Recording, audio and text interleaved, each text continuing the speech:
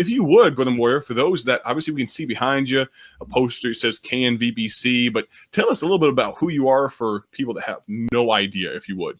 I am a nobody, and I'm from Washington State, and came here to college for Golden State Baptist College. I came in 1997, actually, and I thought I was going to be a missionary. Came with the desire to do that. I thought that's sort of where God was leading me, but God had other plans. He just wanted me to be willing to do whatever He wanted me to do, and God just revealed it in time that He wanted me to stay right here at North Valley Baptist Church, Golden State Baptist College. And I've had the privilege to be on staff since I graduated in 2000, and then my master's in 2001, to be right here at North Valley Baptist Church.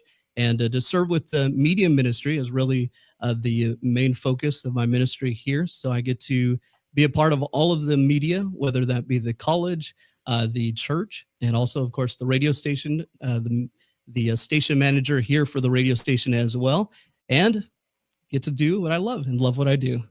There you go. Did you have a desire and a talent for media from a young age? Were you drawing? Were you mocking up things on computers?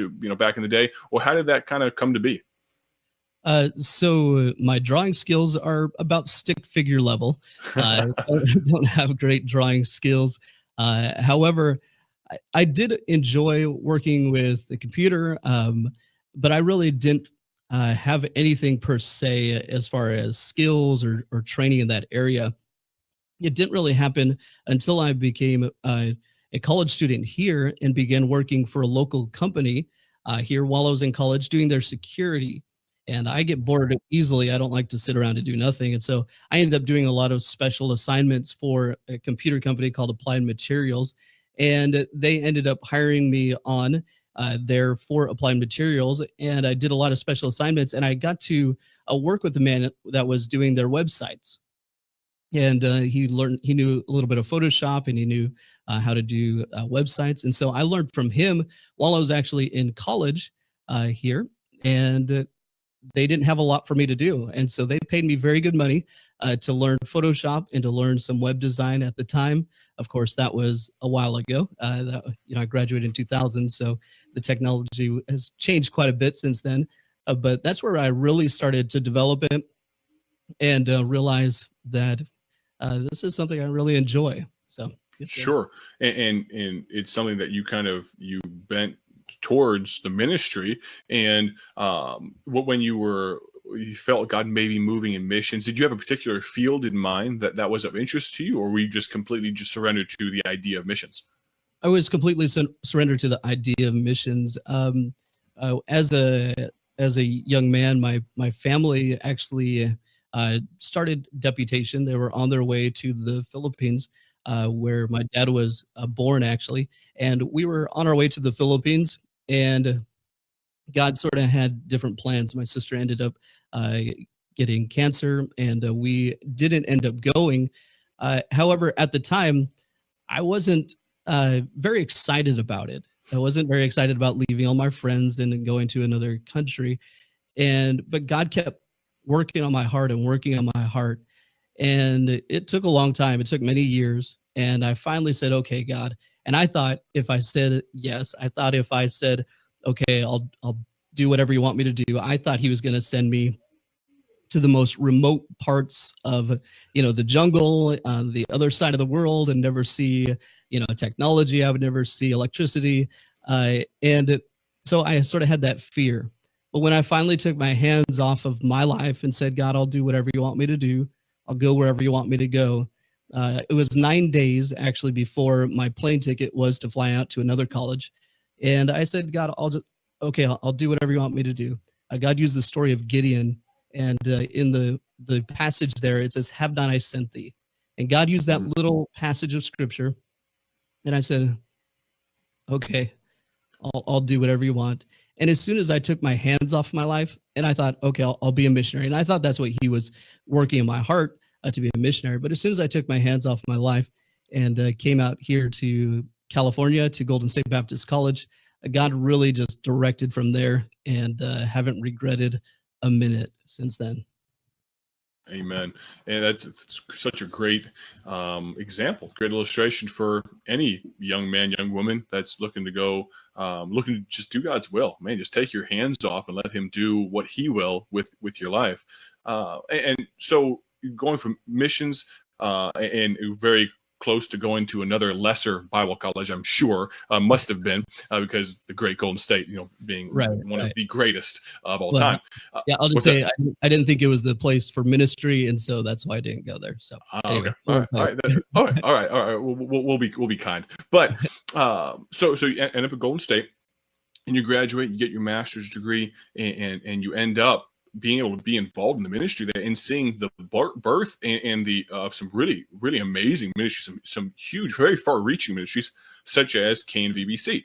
And can you talk maybe the timeline? Because I know there are a lot of listeners. I know some folks that listen into this program definitely listen to KNVBC and listen to Brother Trieber's Friday broadcast and all of that. Can you talk about your part in the birth of that, and maybe just give us a quick glimpse into Pastor Trieber's dream for that?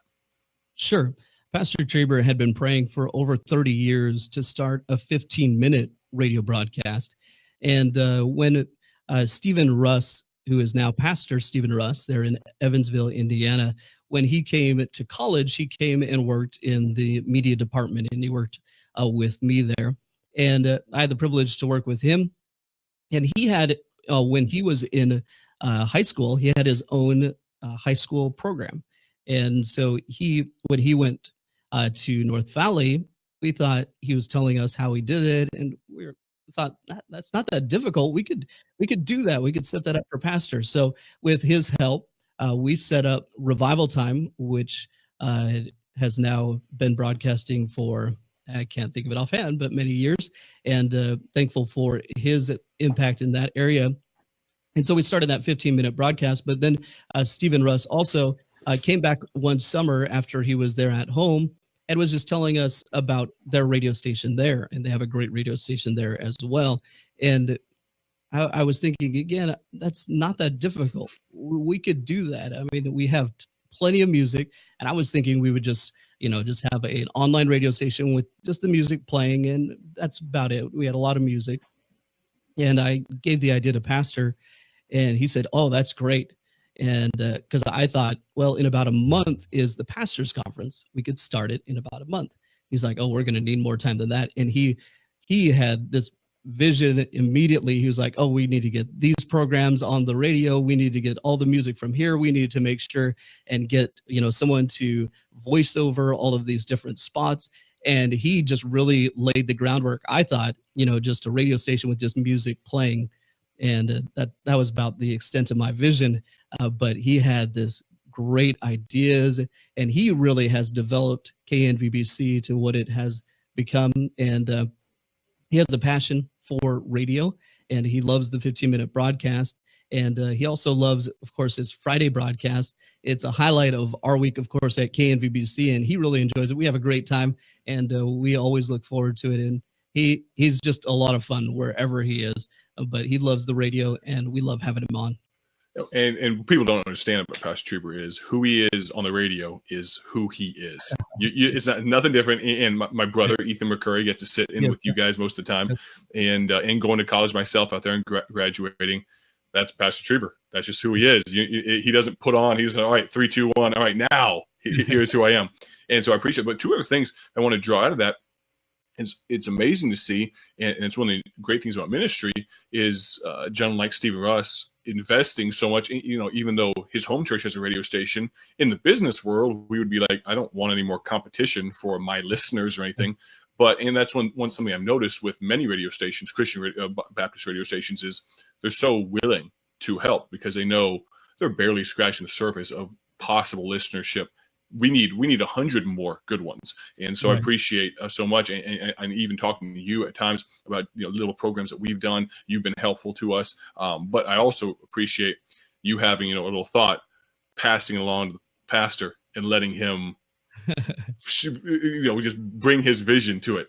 And obviously something that he puts a lot of thought into, and you can tell it has his fingerprints all over it. So KNVBC. And then for people that, don't understand and I'm not asking you to pat yourself on the back, but maybe you can just talk about all the hours that all the other people put in, though I know you put in a huge amount of hours, but talk about the amount of work that goes into being so first class with design work and videography and everything for so many of these different events that North Valley Baptist Church has. I've had the privilege of working with some incredible people. You mentioned your brother, and so thankful that Ethan has been a part of the media team. Of course, he's graduating now in just a few weeks, but we're looking forward to keeping him right here and working with the media. But so thankful for the people that God has allowed me to work with. I get to work with others in the media department right now, Todd Herbert, Jericho Corpus, Cresel, Pasquale, and we get to basically have our hands in a lot of different things. Of course, we have the annual National Youth Conference, and that is a lot of fun and a lot of work. Same with the National Pastors and Workers Conference. That's in its 35th year, this next one. And so there's a lot of different areas that we have. And, some people ask me every once in a while, so how do you, do you have enough things to do for 40 hours a week with what you do? I just sit around and drink coffee a lot. So, I mean, that's basically the gist of it. And no, but there's plenty to do. And I always say I'd much rather have a lot more to do than time to do it than looking for something to do. That's not my personality. And Sure. So I'm thankful that we have a to-do list that is overflowing and always something to do. Yes, sir. Very nice. Just curiosity, because I was looking at some today. What do you folks use for your queue of things that you need done, a to-do list? Is there a program, even a paid program that you guys use? Just curiosity for a lot of churches that are looking for something to help out with that. Sure. So we use a program. It's online. There's an app, and then there's also a online version of it, and it's called Asana, Asana, asana.com. And it is great. We don't actually pay for it. There's a paid version of it, but we use the free one, and you can have up to 15 different members. We each have our assignments that we assign. You could have subtasks, and I could actually show you if you like. Sure, if that would be all right, that'd be great. We have the ability, we're using a slightly different system I mentioned, and the reason for that was so we could actually bring in Brother Moyer's screen. And so as soon as you tell me to, I can bring that across.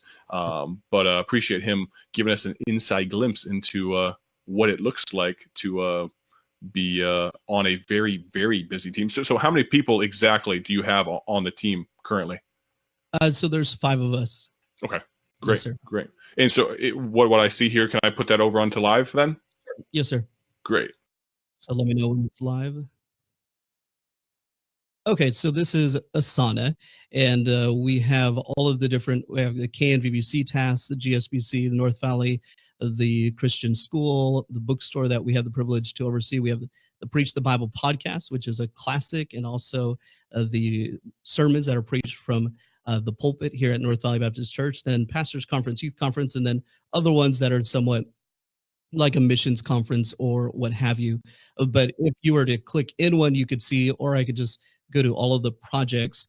We tag them with projects. And so you could see all of the different assignments, all of the different tasks that we have right now that we're working on. And you could also see that they are with an individual. So for instance, this is Todd's, and you could set this certain day. So this one is due today, and it is for North Valley Baptist Church, and just a simple little task. But instead of dealing with emails all the time or something like that, we put it all in one place. So they get notified, and they get notified by email, but it's all in one place. We're able to follow up and able to just really use that. So that's sort of what we use, and we find it very, very helpful. So it's been a great help to us just to stay organized. So if I get an email, now I don't always get to my emails right away, but when I eventually get to do the emails and make them actionable, we put it right in Asana right away, and so it doesn't get forgotten. And then we review every Friday to sort of see what has happened, what has been accomplished, what still needs to be done. Did we make all of our deadlines? And I also look at it each and every day as well. So Very yeah. nice. Well, that's a huge, I mean, just on the practical side, and the fact that the price tag is free. And in all seriousness, if a media team your size, with, I mean, five people is more than a lot of church staffs, but if it fulfills your needs without needing the paid version and things, I think there are a lot of churches that, in all seriousness, I'm going to look at it pretty soon after we get off the line here and look at it myself. But that's very interesting and something I will definitely keep an eye on. So KVBC doing media design video for so many different events, and you might have mentioned, but how many different events would you say that you have your fingers in some way in a year, if you can even conjure up a number? So we have the ones that are sort of, so you have the major ones, the youth conference, the pastors conference. We have a missions conference, and although it's for the church, there's a lot of things that go along with that. We have like a college days. We have college graduation. I'm just trying to think offhand, Sure. different things like that. Also, I get the opportunity to help oversee the bookstore for the church. And so, yeah, Yep. And what I was actually purposely getting at with that question was, for smaller churches that maybe think, design has to do with, our church theme for the year, or, what our missions conference banner is going to look like.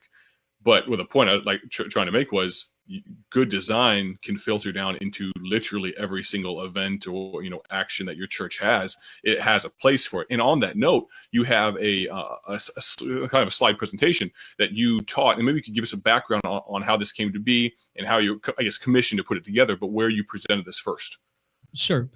There at the pastors conference, which was just a few weeks ago, here was the 34th annual one. I was asked to do a media class, and it's always difficult. It's a 35-minute segment, and I'm asked to teach something on media, but it needs to be broad enough so it can be applicable to many people. And it also needs to be helpful enough so that I'm not just wasting their time.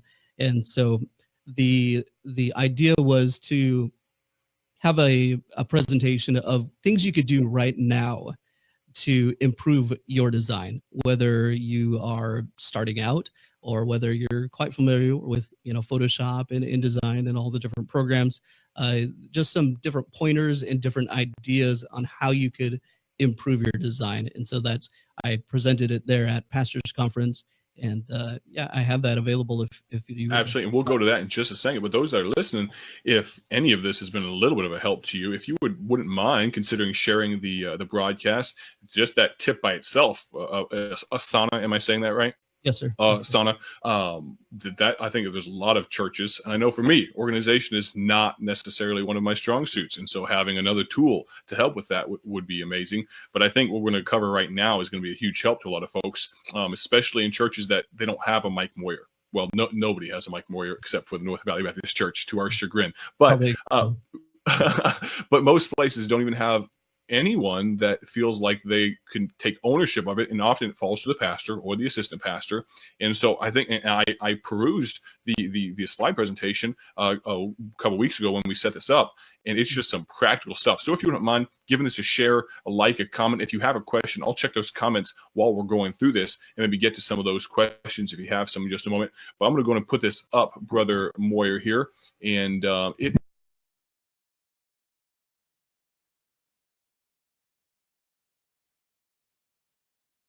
Oh, you don't need to see me, but it's just basically improving your design. So about 10 different points, I believe it was, on how to improve your design. The first thing are really just use professional looking photography. Great photography can make a simple design look amazing, or bad photography could really be the difference between a great design and a bad design. And I list some different places here that you can actually get stock photography, and Unsplash and Pexels.com here. Those are both free resources. And then iStock Photos is a paid resource. But for instance, I have, and I'm just going to go right here. I apologize for all of those windows there. But for instance, here is Unsplash, and I just searched USA Statue of Liberty, and you have all of these different ones. Those are free. This one here is iStock Photo, and also search, Statue of Liberty. These ones, of course, are paid. But then this one right here, also Pexels.com. And these are not Christian websites. You have to be always be vigilant and careful with what you search, but a Statue of Liberty as well. And so this one right here, this one is one that I used for the sample there in the class that I taught. And so using photography. So for instance, I use that photo that you saw right there. It just basically just added really simple text, but it's just a fast way and an easy way to make professional looking design. And so that was the first point, was use professional looking photography. This, on the other hand, and I don't know how well this conveys over the internet, perhaps. Okay, and so this one hopefully doesn't look clear. This is one that I got off the internet, and unfortunately, I've seen some different places and perhaps churches that use pictures like this that looks like they got it, they did a quick Google search and they got this really teeny thumbnail and made it large. Same exact design as far as the typography, but of course, a different picture makes all the difference. So don't do that. And then here is another one. This one I just searched for New York or something like that. And then I just threw text on there, simple text that anybody could do. But once again, it's the professional looking photograph that makes the difference. And then you have, conversely, you have this one with the same exact text, but not so nice photography. So anyways, feel free to stop me at any time. But the,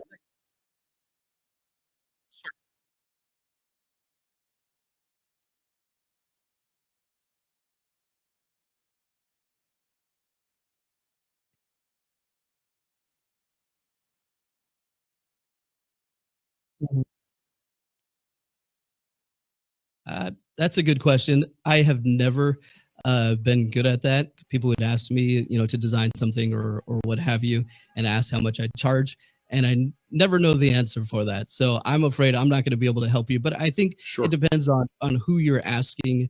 If you're asking, a high schooler who sort of does it as a hobby, and you're gonna sort of have to get what you pay for, then the price I think could be low and it'll be a learning opportunity for them. If it's someone who designs for a living, then you probably should pay higher. Yeah, but I hopefully I'll show you some things here so that you don't have to hire someone and you could do it yourself. So Absolutely. I'll let you continue on that. no problem. So then number two was focus on readability. And I'm not sure that's an actual word, but it needs to be legible. Whatever you design, you want to make sure that people could easily read your message. You don't want dark text, on a dark background. You don't want to use a small font over an image that's really high contrast, really dark and really bright whites or whatever. You could have a great design, but all of your efforts is in vain if you can't read the text. So simplicity can be very good. And then just a couple samples here. This one, for instance, would not be a good design because you have all of the text over, especially at the bottom there, you have a very busy and it's not very pleasing to the eyes. So I would suggest to make sure it's legible, and something like this, once again, it's really simple, but it looks great because everything is very easy to read and it's a good design. Number three, and stop me whenever you want, but avoid using outdated fonts or overused fonts. And then I gave some suggestions, and some people there at Pastors Conference asked me, really, I can't use that font? Um, I would say if you're designing something, probably don't use these. Comic Sans, there's actually whole websites devoted to hating on that. Curl, Papyrus, that's another one that you see a lot. And if you have it in your design right now, don't be ashamed, or don't think, oh man, if he sees that, he's gonna. No. Times New Roman is another one, and those are great for writing your paper, but probably not design. And then Zapfino, that was good in its time, but I just think it's overused. So don't use those fonts. Just try to use fonts that, and it'll hopefully give you some ideas. This is that same design, but in Comic Sans and Papyrus. This makes my eyes hurt, so probably don't use that. And then number four was use appropriate fonts. Consider what the font conveys. And then using gimmicky or decorative fonts, you should do that sparingly. You want to make sure that it's easy to read. If you have a lot of text, which what we call body text, you want it to be nice and easy to read. So for instance, at the top right hand corner, those would be appropriately named. That looks like a classic font, a masculine font, a feminine font. The ones towards the bottom, of course, do not represent well with what we're talking about. So, for instance, the wrestling match, that is not an appropriate font. A wedding day, if you send me a wedding invitation with that font, I probably would wonder what's in the food. Formal dinner, and then the hair salon, unless you're also a tattoo parlor, that's probably not a good font. And so, you want to make sure and use appropriate fonts. So this, for instance, Bank of America, the top left would be the one that they actually have. The other ones, although they may look okay, they don't really make you want to put your money in their bank. The top bottom one or the bottom right one, for instance, it's nice, but it would be more appropriate on perhaps a wedding invitation or something like that. Bottom left would be a great one for, a kindergarten, preschool or something like that, but not for a bank. And then the ones on the right there just are basically what they are representing. Any questions?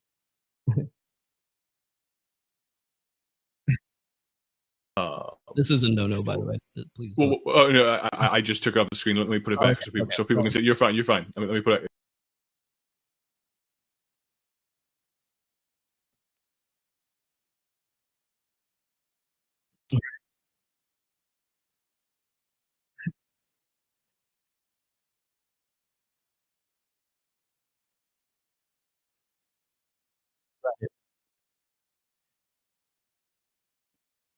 Obviously you overdid it some, but as far as trying to make a bad example, but unfortunately there are worse examples when even when people are trying to be earnest in it, and so definitely don't do that. What would be some places to find free fonts for people that are looking for those?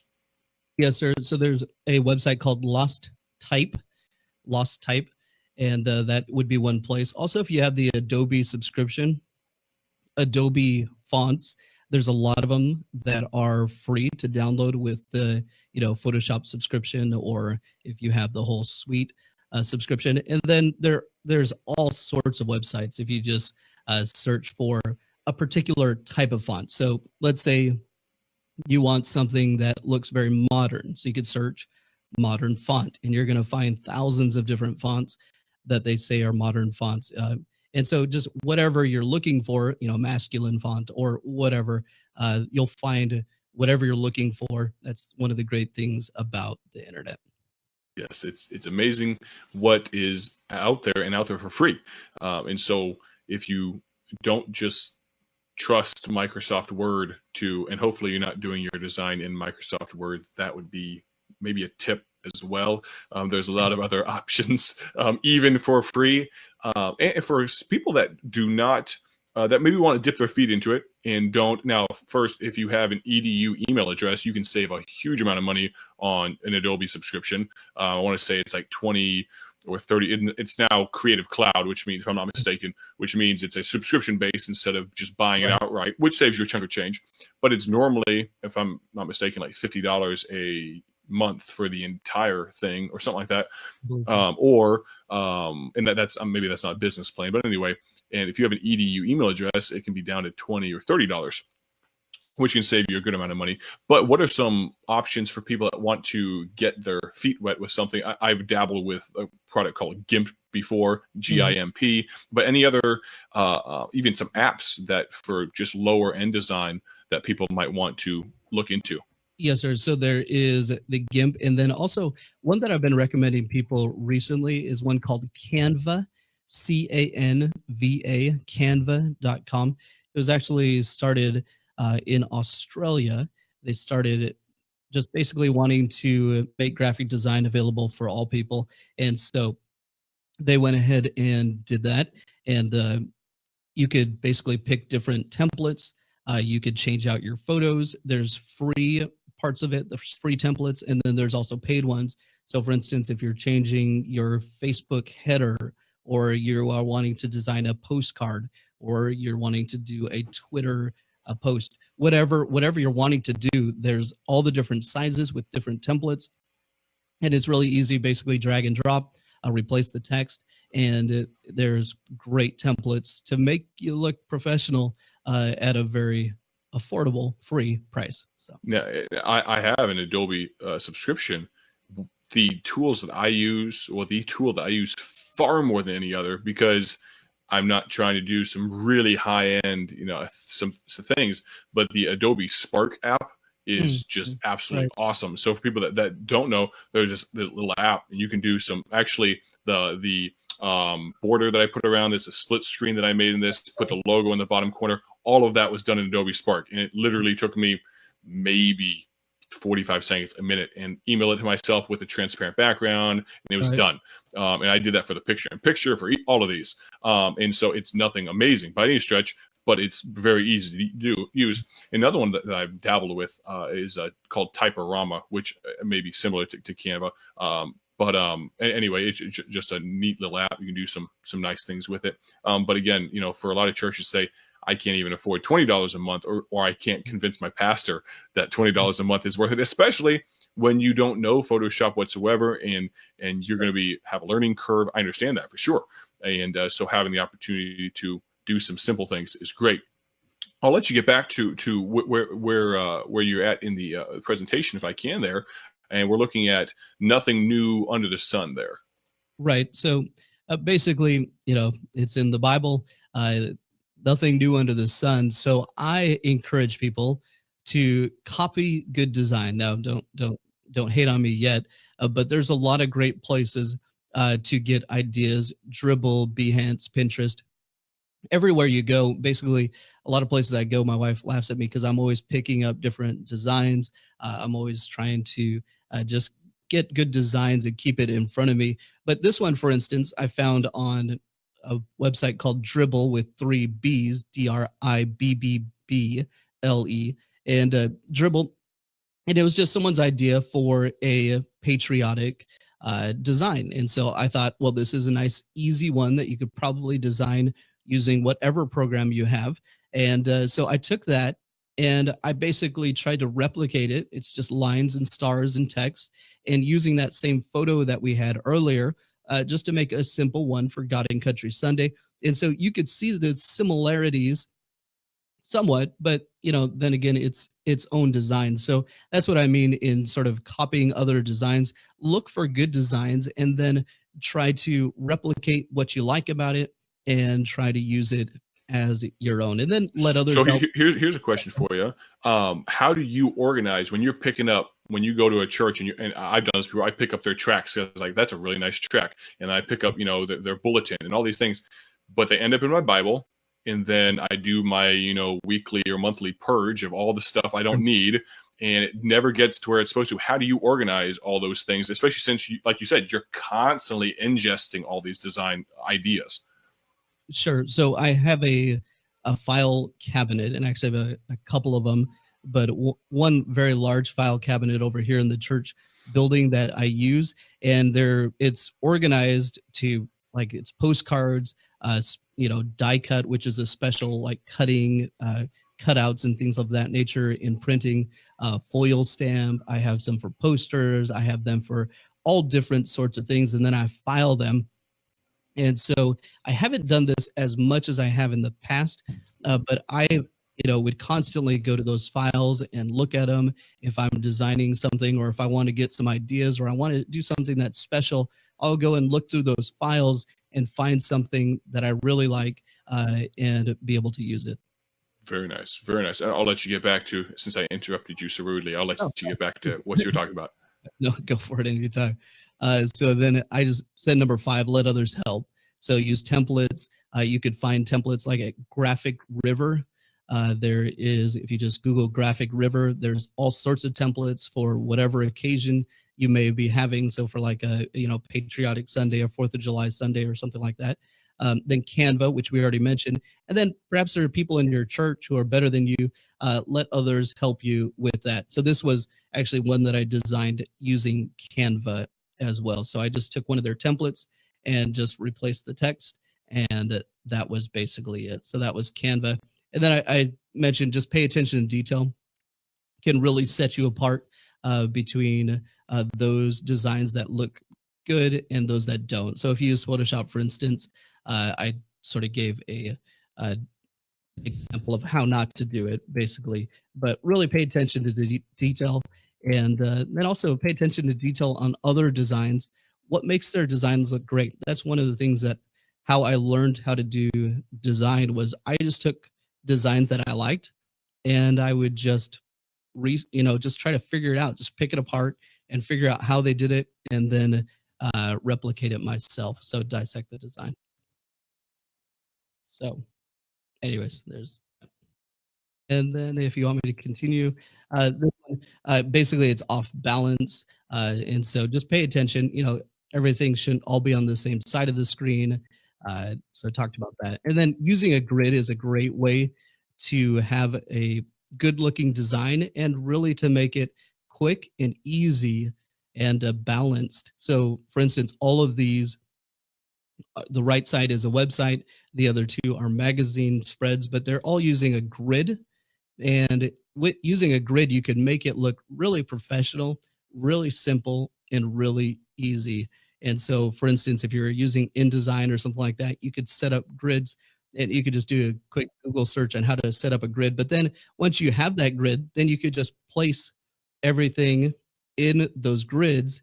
And this, design will take you just a few minutes to design something like that. This is again using grids.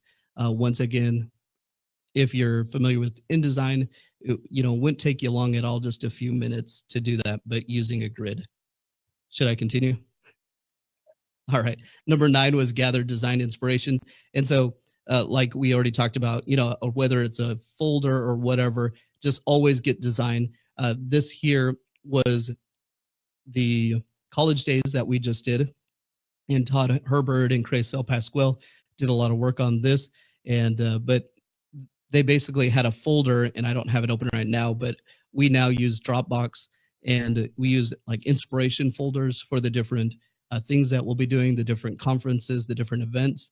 And then we just saw all the different design inspiration and then sort of melded them together to create the design. Then number 10 was just never stop learning. So just watch tutorials, study good design. I think that's what you're doing right now. You're always trying to learn from others. I appreciate that greatly. Read design blogs. YouTube is a great place to learn. If you're looking for something specific, you could probably find someone that made a YouTube video on how to do that particular thing. And have fun was the last one. Don't just design when you have to. These ones on the right, I don't know if you can see it, but basically my kids and I just designed these for fun. And then like this one, they just named 2 totally random things like bowling ball and island, and then had to make it, design. Now, just the more you design, the better it'll be. This was also something I did, and we'll end up using this, but just for fun, really, because I thought it was a fun thing to try. But basically took him and we aged him, and we'll be using this for college days. But basically have fun, continue to learn, and never stop learning. So hope that was help. That was great. And that was one of the questions was, I know the answer to some degree, but how to find, because there's so many cool effects that we see and we're like, that's so far beyond, my ability. But in this day and age with YouTube, with Google, it's about 2 or 3 clicks away. It's figuring out what, just figuring out what keywords are going to yield the results you're looking for. And then it's maybe sitting and watching a video for 20 minutes or so. But over time, like you said, practice does make better. And the more you do it, the better you get at it. And for you, how many of, not trying to figure out how to ask this, how long did it take you to get to a point where you felt very confident in your design ability? I know there's always more things to learn, but to know you can just sit down, you have a workflow here, it's in my mind, or it's being given to me. Here's the idea, the mock-up, and off we go. How long did it take you to get to that place of comfortability? So I don't know that I think that I'm great at what I do yet. I have a lot of abilities because of practice or whatever. But there's this book that I read a long time ago. The title was "Talent is Overrated," and it talks about the 10,000 hour rule, and perhaps you've heard of it. Hmm. But basically, in order to be an expert in any field, most of it is not talent. Those people that you see that are amazing in their field, it's not because they're born with some amazing talent. It's because they put the work in. And the book just talks about the 10,000 hour rule, and they sort of make it like a magic mark. When you put 10,000 hours in, it's amazing. It really is amazing, though. The more time you put into something, I was just telling one of my students right before he came to do this, he was, sort of doubting his ability. And I said, I think some of it is you just doubt yourself. You're not confident in your abilities. But another thing is the more practice and the more you put into this, the better you're going to be. And he didn't have doesn't have a whole lot of time right now, but I think it's all about just putting the time in. And instead of playing a game on your phone, do something valuable, learn a skill, and improve yourself. And I greatly, I believe that. Absolutely. So if you're out there and you're listening, and this has been any help, I have another question from a comment here in just a moment. But if you're listening and you're a design guy and you're tired of seeing Comic Sans, you're tired of seeing papyrus, if you're tired of seeing these fonts, then feel free to share this video and get the word out. It's a really nice, not even passive aggressive way. You can share this with somebody that you know that needs to just stop it. And just say, hey, check out minute number, whatever, whenever you talked about that, and just let them know that they should stop doing that. It'll be better for everybody. And as you said, make people's eyes stop bleeding. A friend of mine, someone Ben Prescott, asked if you still have the time, if you still keep up with the media ministry blog. So that was something I had a while ago. And I just noticed that the articles were getting farther and farther apart. And so I thought, I'm going to kill this. And so it is no longer with us, the Media Ministry blog. And maybe I'll bring it back one day. But at that time, it had just been so long since I put in any new articles. So I thought, well, we'll put this to rest. I understand. And he did ask, and maybe it's just something to think about, but maybe consider possibly opening up to some other maybe contributors or something, maybe to bring some breathe new life. But I do know, unfortunately, and one of the reasons I'm talking to you is, and I say unfortunately, either I just don't know of that many, or there are not a lot of men and women that have kind of taken up this mantle of design being something that is so necessary. A lot of times, people have a preconception and sometimes misconceptions about your church just based off the fact that, hey, maybe they got a black and white track in their door because people are still passing those out, or whatever the case may be. And I guess I'd rather have a rusty hook in the water than no hook at all. But in this day and age, when it's so easy with just the tiniest bit of effort to put out something that's very high quality, it's unfortunate that a lot of churches choose through ignorance or apathy, whatever the case may be, or just maybe not having the guy or the girl to be able to do it. But I think hopefully something like this will spur some people, give them some inspiration, and give them some tools to be able to do it. As far as media and things, and this is a very deep well, and you covered a good portion of some very practical stuff with that presentation. Are any thoughts that maybe come to mind that is specifically for a smaller church that maybe doesn't have the staffing availability, and maybe the pastor has 30 minutes on a Friday night to put the bulletin together? Just some little things that might be helpful to them that we did not already discuss. Sure. Well, one thing I would say with sort of what you were speaking about, just think about this. If the track that you handed out or the brochure that they got, if that's all that they had to base their beliefs on God, to base their beliefs on your church, to base their beliefs or their ideas on the pastor, what would they think? Would they think we have a great God? Would they think you have a great church? Because that first impression is very important, and we need to make the right impression. As I look at creation, as I look through the Bible and I see the dimensions for the temple and how God was so specific and wanted everything first class, I think we serve a first class God. And I believe everything that we should do should be first class because I don't think God would have it any other way. Now, you mentioned how do you find the time? How do you do that? That is the difficult part. But hopefully, some of the things using Canva, finding someone that perhaps will have more time to do it for you. Perhaps you could, just outsource one design, and then all you have to do is put the text in for this week's happenings, and that's all you have to do is just put the text in. There are ways to have first class design, even though you don't have the time, and so that I guess that's what I would recommend. Amen. Now, I am not. This completely. We're taking a left turn here. I need to just get your thoughts on this because I know you are a connoisseur. Starbucks, Pete's, coffee in general. Just talk to us and for those that aren't on the West Coast. Is Pete's just a West Coast thing, or has it spread some? It was founded in Berkeley, but I believe it's in Chicago Airport, so it has spread some. Okay. Pete's versus Starbucks. Well, Pete's does have better coffee, and so. But to be honest, because they are everywhere, I go to Starbucks more often, and the particular Starbucks nearby me doesn't have as many druggies, and so I tend to go to Starbucks a little bit more. And I just drink black coffee, iced coffee, and they have good black iced coffee. It is humorous to me Very as important. as a non coffee drinker for you to choose where you get your addictive substance from based off of the amount of less drug. I joke. I have just never for some reason gotten into the coffee thing, but I always respected the palates of those that do. You can't be perfect, so I mean, I understand. Well, it broke up for just a second. Let me see if it comes back in.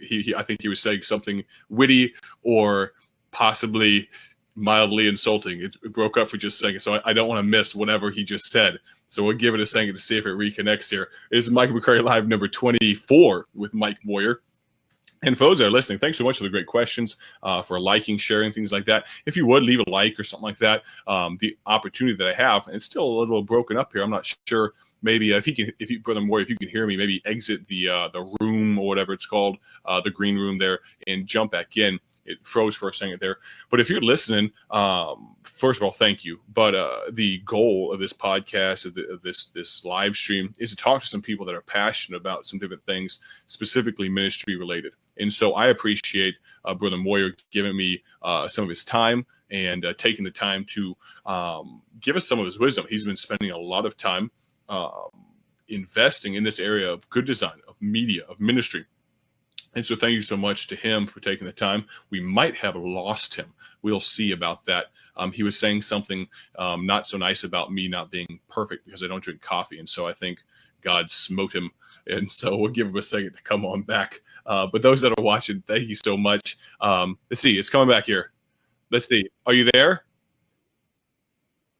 I can see. I'm not sure where you got lost at. We were saying something about me not being perfect because I don't drink coffee, and then you said something and it cut out. Yeah, so I guess that was the end of it. I mean, no one could be perfect, so if you don't drink coffee, you have to have some type of flaws. So yeah, I helped my self-esteem with this awesome hoodie from Golden State Baptist College. This is probably vintage because I got this like years ago. I don't know if they're still making this style or not. So I feel good in my underdressed self here. But any last words or thoughts, media or ministry in general? And you touched on some great thoughts about just giving God control of your life. But anything, I phrase it, anything you need to get off your chest. But any last words for those that are listening? No. Well, I guess I would say this one thing. Some people are hesitant perhaps to let God have full control of their lives. I will tell you this, the Bible talks about giving you the desires of your heart. If I would have followed my plan for my life was to go to that other college, and actually I was going to study computer science with a business management minor. And I don't like the coding part of it. I would have not liked my life if I would have gone through with the computer science and learned coding and, did all the back end for the websites and everything. But when I took my hands off my life, God knew exactly what I would be best at. He knew exactly what I should do. And he gave me the desires of my heart, even though I could not have planned a better life. I could not have picked a better vocation. I could not have picked a better place or a better pastor to serve under. I'm so thankful and privileged and honored to be able to serve in the ministry. And none of that would have been possible if I would have done what I wanted to do.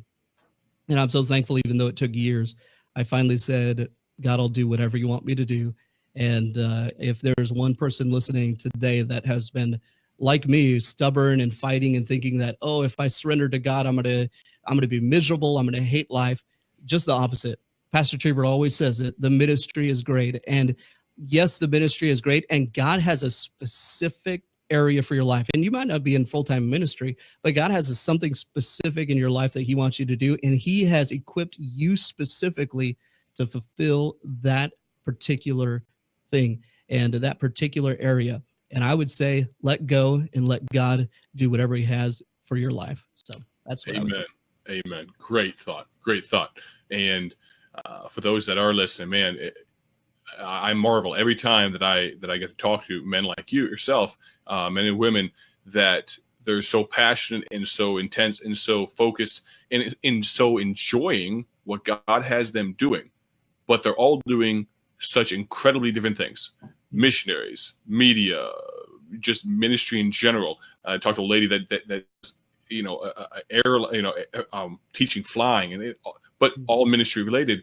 And it's just amazing that God can use things that we enjoy so much. And, when he gives us the desires of our hearts and gives us the desires that we should have, man, and we just follow him, it's just so amazing. And I appreciate that. I appreciate you sharing that.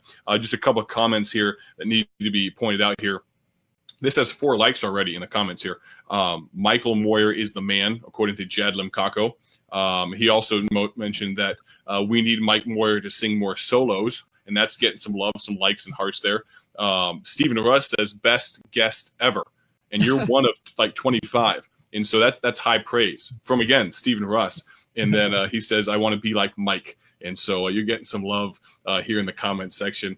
But Brother Moyer, I greatly appreciate the time. And man, if one church's tracts or bulletins are just a little bit better, and they don't use Comic Sans or something, then it's all been worth it. The past 53 minutes has been worth it. But I greatly appreciate it. And I think there's so much more to the area of media ministry and things. I would love to have you on at some point in the future. But I greatly appreciate the time you taking an hour out of your day.